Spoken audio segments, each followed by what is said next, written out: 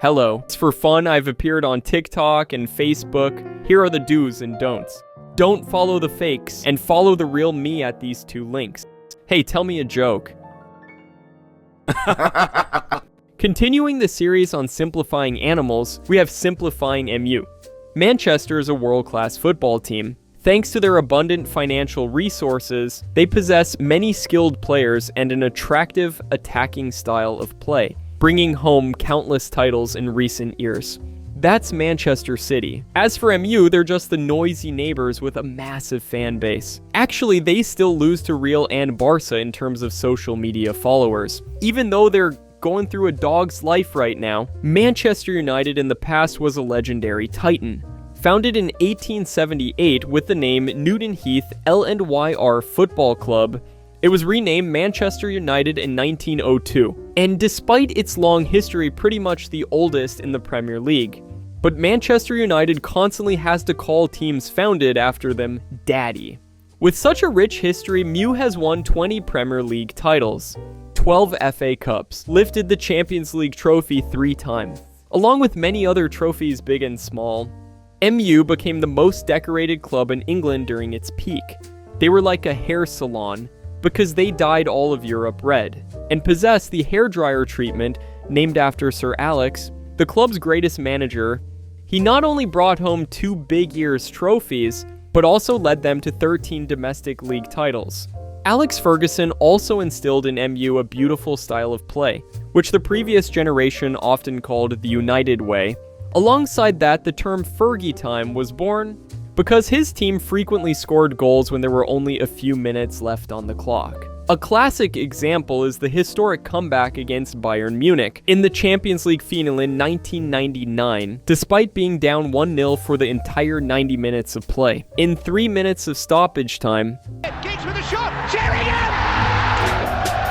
Into Sheringham, and Solskjaer! Sir Alex's MU scored 2 consecutive goals, bringing home the championship title and the historic treble. Moved into the early years of the 21st century with talent that was on par with their predecessors. Prominent among them were Ryan Giggs, Paul Scholes, and their most successful signing Ronaldo.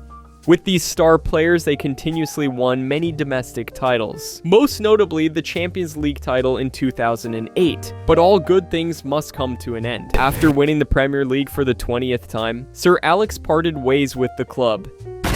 And so Manchester United's period of crisis began. The Moyes era had arrived. The next man in charge, David Moyes, was a reputable manager in the football world at the time, and he helped MU achieve many important milestones, such as failing to qualify for a European Cup for the first time since 1990. Following Moyes was Louis van Gaal, who had taken the Netherlands to the World Cup semi-finals that year. Armed with his own brand of sleep-inducing football, Van Gaal succeeded in bringing home 1 trophy, the FA Cup, and secured a spot in the Europa League for the club for 1 year. For this achievement, he was replaced by José Mourinho. To be fair, the special one did help Man United win the Europa League, but even so, he had to pack his bags and leave, because he couldn't manage a dressing room with so much drama. And then came Ole Gunnar Solskjaer.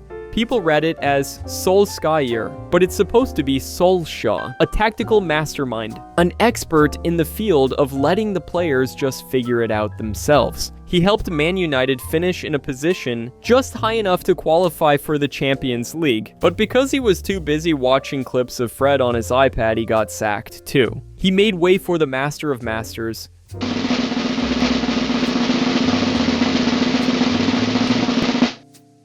You'd think the man who once taught both Klopp and Tuchel would revive the Red Devils, but this master was a complete joke. Now, Man United can only look up at the top 4. At their home ground, Man United plays in their red shirts and white shorts, with various types of boots. As for the team playing against United, they wear whatever color shirt they want, and shorts with pockets, so they have a place to keep the Man United players while the match is going on. Speaking of Man United's terrible run of form, just talking about the manager isn't enough. Because Man United has up to 8 coaches, 1 head coach, 1 consultant coach, a warm-up coach, a fire dancing coach, and 4 armchair coaches. Having so many coaches helps Man United improve their position on the league table year after year. From top 1, they progressed to top 2, top 4, and now top goddamn 6. One reason for this dismal run of results is the players they've signed. For Man United, a £75 million center back is expensive, but £80 million to buy a comedian,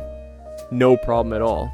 Introducing the masterpiece Harry Maguire, a complete player who's missing nothing except a brain. People spend $80 million to make their squad stronger. Man United spends $80 million so the other 19 teams get stronger. A defender with a superpower that makes goalkeepers tremble in fear, but it's his own team's goalkeeper. This guy incredibly stupid in defense. Besides that, we also have Wan-Bissaka, but he's often called Wasabi because he's a winger, so he's mustard. Paired with Bruno Fernandes, the man nicknamed the father of Kevin De Bruyne. Meanwhile, Ronaldo is busy playing in the SEA Games. The Red Devils' locker room is becoming cramped with too many players who don't meet the professional standards, leaving no room for new talent. The only way to solve this problem is a massive flash sale and accepting huge losses. The most notable in this fire sale of brothers is Carlos Tevez, who joined Man City after lying about going back to his home country. And Angel Di Maria, the only one who came to the Theatre of Dreams to drink beer instead of performing. At Man United, the names just come and go. Only disappointment stays at Old Trafford. The stadium, nicknamed the Theatre of Dreams, isn't a place where everything is beautiful. It's because every player has a crooked mohawk and needs a wake-up call. Wake up, you guys. It's over. For the fans, the theater now only brings them nightmares. You have to be very brave to dare to watch your home team play, but it's okay. The most beautiful trophy is the one in the hearts of the fans. Besides a lot of disappointment, Man United fans also have many nicknames like the Delusionals, people who are just beggars of the past. Being a Man U fan drops you to the lowest level of society. Neighbors with the weebs and vloggers. If your family has a Man U fan, remember to walk softly and speak quietly. Choose your words gently when you talk to them. Buy them whatever they want to eat. Let them do whatever they want. Don't try to provoke them or make them sad. Otherwise, you might indirectly cause a homicide. The only thing Man U fans and sperm have in common is that they only have a 1 in 3 million chance of becoming a human being. Wishing Man United a brilliantly successful next season. Don't forget to leave a like, share, and subscribe for some fun. From gamer to reviewer and collector. And VuiV now has official fan pages on Facebook and TikTok. Don't forget to follow us, and not the imposters.